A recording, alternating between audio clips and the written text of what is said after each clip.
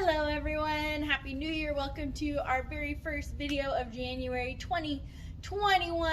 This is going to be our curriculum video for week 1, Monday, Tuesday class. And looking forward to what we're going to be teaching you today. Before we get going though, you got to get warmed up. So get your body moving, do some jumping jacks, push-ups, sit-ups, front-ups, getting your legs stretched out, and then do 30 seconds of like mountain climbers, hold a plank, jogging with high knees, something to really get your body moving and warmed up. Ready, set, go. All right, so first thing we're going to be working on today is a wrist grab escape. All right, I'm going to have Ms. Marie come on out here. She's going to be my assistant, and she's going to grab my wrist. So the idea is if someone's grabbing your wrist, right? If you are a child and it's an adult that's not your parent, okay, there's a good chance this person is grabbing you to take you somewhere, kidnap you, right? That's self-defense when you're in danger, in which case you would do a distraction beforehand, like an eye spear or a palm strike to the chin, or even that rising front kick we learned last week to the groin before you do this move, okay? But we're just practicing the wrist escape itself today, not the distractions beforehand, right? And the idea with a wrist escape is you need to break their grip on your wrist, which is actually not all that difficult to do with the correct movement. A lot of times when someone's pulling on us, our instinct is to pull back. Well, that is not going to break their grip, right? The fingers are going around this way, the thumb's coming around this way. You need to move to the outside or to the inside because notice her wrist is already turning up because she can't keep holding on if I come around this way, right? Or if I go the other way, the wrist just can't keep gripping, right? So the idea is point with your finger and draw a circle around their arm, right? Now it's not around and down, which I see a lot of kids do, but you need to go all the way around their arm to really get that grip broken, right? So one more time, it is point and circle. It doesn't matter if they grab with the other hand, you can still go around and then step back into your ready stance and say, no, back off, right? Or if you're in danger, you run away, okay? Thank you, Ms. Marie. So again, just a quick overview. They grab your arm, doesn't matter which arm, and we'll practice both arms. But you need to point your finger because the idea is you want to keep your arm as straight as possible, okay? So that you can circle all the way around their arm. Their arm is in the middle of the circle, and you are pointing your finger and circling it around their arm, and then you take that step back into your ready stance, okay? This may be a little bit different than you've learned it before. I'm just getting more familiar with it, better at teaching it. And so we want to focus on a straight arm and the circle going all the way around. It doesn't have to be a big giant circle, right? And you don't want to be pulling back at the same time because as you pull back, their grip just tightens even more onto your wrist, and that can make it harder. Our goal towards the end of the month is to be able to do it quickly, right? This is more about a surprise, especially if you had to do a distraction first, like an eye spear, kick to the groin, point, circle, and get out of there to break that grip when they're not expecting it, all right? So it's a point and circle, straight arm as straight as you can to get around their arm, and then stepping back into your ready stance using that voice, all right? So practice that slowly today. If you have a partner that's grabbing onto you, I really want you to slowly see how once you get to around a certain point, their hand just can't bend that way anymore and keep their grip. And practice going the other directions as well. Practicing with the other arm, nice and slow, really focusing on seeing how making that full circle around turns their hand in a way that they just can't hold on anymore. Okay? All right, so that's our wrist escape for today. Spend some time practicing that. Ready, set, go. Okay, guys, next thing we're going to be working on today is front kick. All right, last couple of months we've done some pivot front kick, pivot rising front kick. That word pivot tells us to use our back leg. Well, the kick we're doing today, there's no pivot in the name, which means we're going to be kicking with our front leg. Okay, so in your ready stance, It's not your back leg that's going to be kicking this time. It's your front leg. It's going to look like this. No. Okay? Now, you may have noticed the 4 parts. If you've been coming to class with me for a few months now, we've talked about the 4 parts. We learned them with our pivot rising front kick a couple months ago. Okay? First part is chamber. When you bring your knee up right here, preparing for the kick, and your foot is already right either straight under your knee or slightly out in front. A lot of people think that this is chamber, but it's not, right? The higher my knee is, the more accurate my kick is going to be. So for chamber, you want to get that knee up nice and high. After chamber comes the kick. We're hitting with the bottom of our foot, retract, coming back into that chamber position, and then back to balance, sitting your foot right back down where you picked it up from. Okay? So, again, the 4 parts, using your front leg, chamber, kick, retract, back to balance, putting it back where you got it from.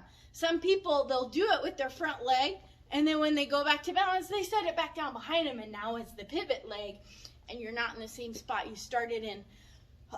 So, remember, back to balance goes right back to the same spot where you picked it up from. So here's what I want you to do today, because the chamber is the most important part. If you don't have a good chamber, your kick isn't going to be so great, right? So when you chamber, you pick up that front knee, you have your foot nice and flexed under here. You don't want to have it hanging down like this, because it's the bottom of our foot that's going to be kicking the target. The target on this kind of kick would be the belly area, okay? If you're super flexible and already tall enough, eventually, when you're a really good martial artist, you can kick to the face with this one.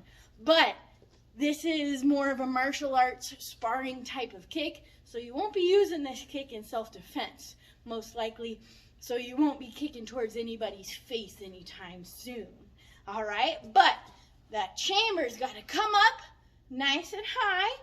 Foot is flexed so that when you do go for the kick, the foot, the bottom of the foot is what's pressing outwards, okay? So I want you to practice chambers on each side. 1, set it back down. 2, right? And I want you to go all the way to 5 on one side. Then switch your feet. Now your other leg's in front, and you're going to do 5 chambers on that side. Just starting with good chambers today. If you need to hold on to something while you're practicing those chambers, that's just fine, right? Once you practice those chambers, then you can practice the other 3 parts. Chamber, kick, retract, back to balance. All right? So, practicing those 4 parts slowly. Foot position, chamber nice and high, extend it out, coming back, back to balance. All right? So, practice 5 of those on each side. Ready, set, go. All right, guys, third thing we're going over today is our high blocks. All right, now remember, last couple months we've talked about the rectangle of safety that we use when we're doing outside blocks, inside blocks, right? We don't want to extend way outside of that rectangle, okay? Same thing with our high blocks. Our high blocks are going to come all the way up to the very top of that rectangle because we are protecting our head.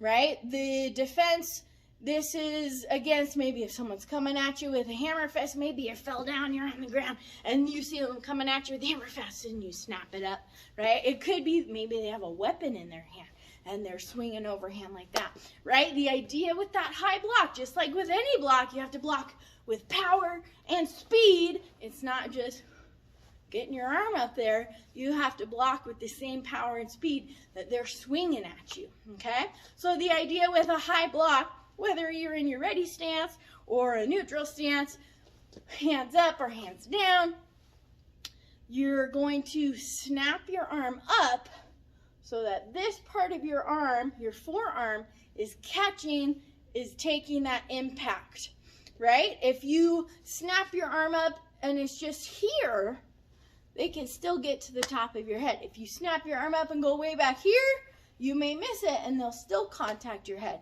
If you bring your arm up and it's sitting on your forehead or too close, then when it hits your arm, your own arm is going to hit you, right? So the idea is finding that ideal spot where you're blocking that path to your forehead or just past your forehead to meet it with that same speed and power of whatever is coming at you, okay?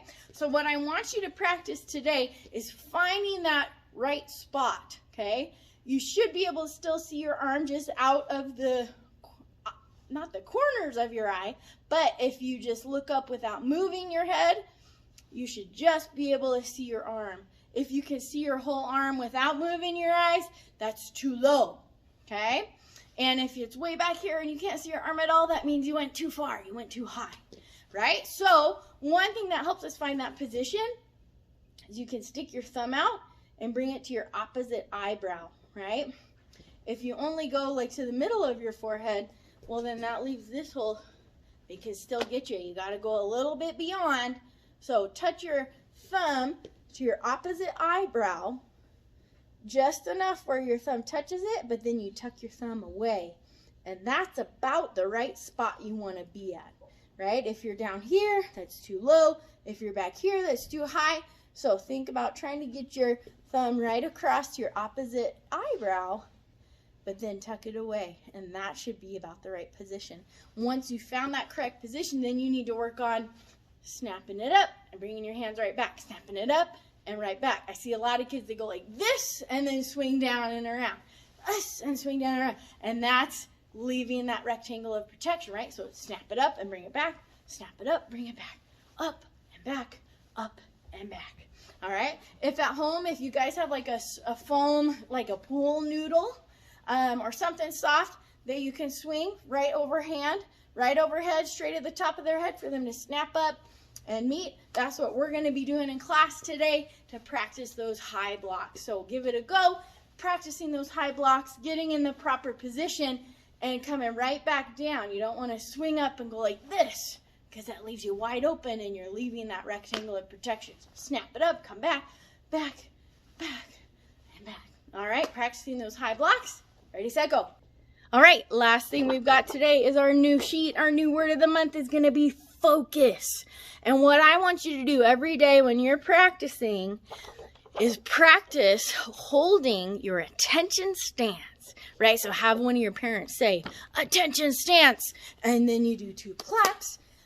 Bring your hands to your side. Your feet should be all the way together touching, and then you leave your hands right here, nice and tight. It's not grabbing in your pants. It's not going like this. It's not standing like this, right? It's like a tall statue, and I want you to hold it for 30 seconds every time you're practicing, either at the beginning or at the end, or both. Practicing 30 seconds of attention stance to focus your body, focus your mind, right? You can breathe and blink, but you shouldn't be looking around and you shouldn't be making any noise or making funny faces, right? So I want you to practice focusing your body and your mind by holding that attention stance for 30 seconds at the beginning of your practice time and at the end of your practice time, if you guys have time for that, okay? So on focus, we've got to direct your attention or effort at something specific. Number 1, keeping my eyes on what is important. Number 2, actively listening to others. Number 3, eliminating distractions and things that might get me off track. Number 4, learning to control my body's actions. And number 5, learning to set goals and achieve them. Okay? Those are all great ways to show focus and practice those. And then our Bible verse. Seek first the kingdom of God and his righteousness, and all these things will be given to you as well. Matthew 6:33. All right, so I'm really looking forward to working on focus with you guys. Let me know how it's going with practicing your attention stance and holding that, seeing how well you can keep your mind and body focused for 30 seconds. It might be harder than you think, or it might be really easy, but I want to see how you do. All right, so that's all I got for you today. We'll see you next time.